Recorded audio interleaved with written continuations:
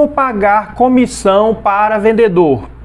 Olá, meu amigo, minha amiga empreendedor e empreendedora, como vai você? Tudo bem? Seja muito bem-vindo a esse vídeo, seja muito bem-vindo ao nosso canal. Se você ainda não é inscrito, pausa esse vídeo aí agora para você não esquecer, se inscreva para você sempre ficar por dentro dos assuntos que a gente coloca por aqui, ligados à gestão financeira, gestão trabalhista, como pagar menos impostos dentro da legalidade e diversos outros que vão te ajudar bastante aí no seu dia a dia profissional. Muitos empreendedores têm dificuldade na hora de fixar o valor de comissão a ser paga para o vendedor.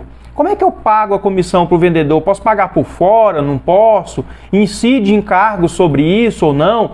E eu te digo que sim, a comissão faz parte do salário do vendedor. Então você deve tomar muito cuidado na hora de fixar o valor da comissão. Por quê? Porque se você fixar um percentual muito alto, você vai colocar a sua empresa em vulnerabilidade.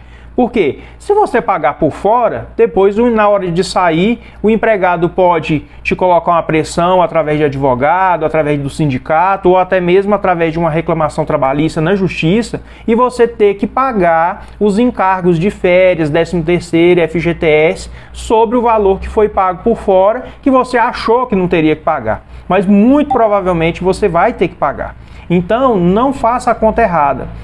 Estipule primeiro qual é o valor do orçamento que você tem para remunerar empregado. Por exemplo, se a sua empresa está faturando, sei lá, 50 mil por mês e você tem um custo com mercadorias vendidas ou com produtos com o serviço prestado de 25 mil e tal, e aí você estipulou que você consegue ter um gasto de 10% do seu faturamento para pagar folha, por exemplo.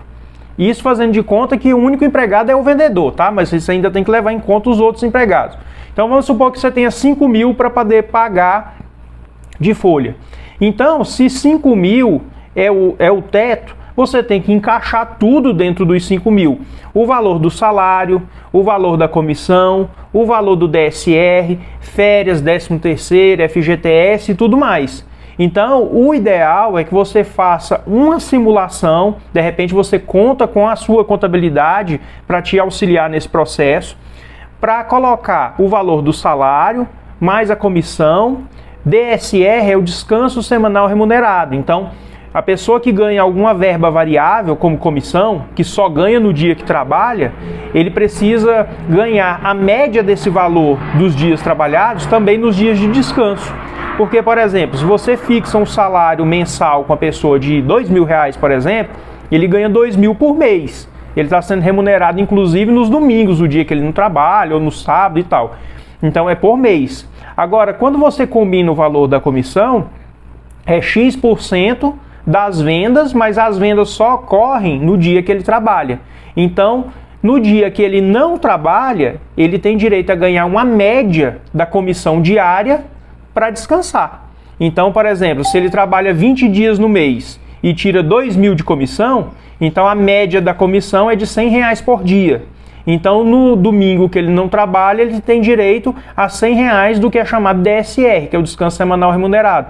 Isso representa uma parcela boa, de mais ou menos aí 16, 20% do valor da comissão a mais, dependendo do mês. Se o mês tem muito feriado, se não tem muito feriado, se a pessoa trabalha sábado ou não. Então você veja que é preciso fazer conta. Se você combinar com o empregado, por exemplo, 5% de comissão, mais 20%, você já está combinando então 6%, porque com o DSR já vai dar 6%, mais esses 20% mais ou menos, entendeu?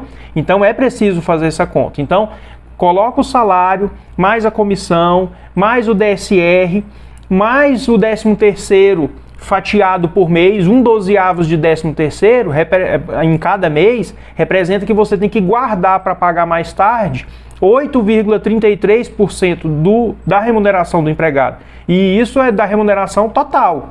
E você vai ter que guardar também 11,33% para pagar férias, considerando o terço de férias e considerando que no mês das férias talvez você tenha que contratar outro empregado, antes sobrar do que faltar. Você vai ter que remunerar também mais 8% de FGTS. Você vai ter que pagar sobre tudo.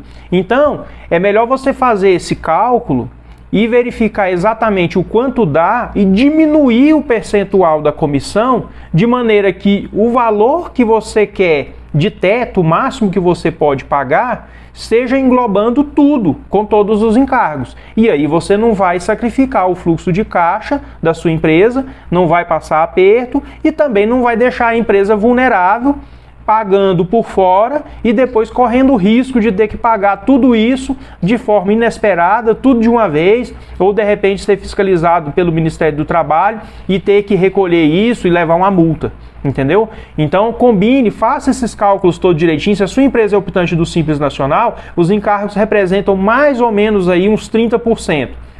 Se a sua empresa é optante do lucro presumido, mais ou menos aí de 50% a 60%. Então, se você estava com a previsão, de, por exemplo, de pagar, sei lá, 10% de comissão, para fins didáticos aqui, só para entender, se você estava com a ideia de pagar 10%, com os encargos isso vai virar 13%. Então, pague 7%, que com mais 30% dos encargos vai dar o total de 10%, ao invés de pagar 10% e ficar com os encargos por fora, entendeu?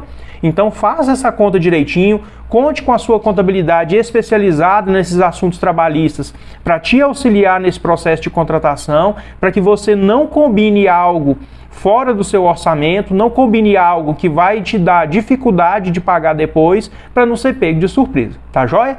Se você gostou desse vídeo, dá um joinha aí para a gente levar esse conteúdo ao maior número de pessoas possível. Muito obrigado por você ter ficado até aqui e um abração. Até mais. Tchau.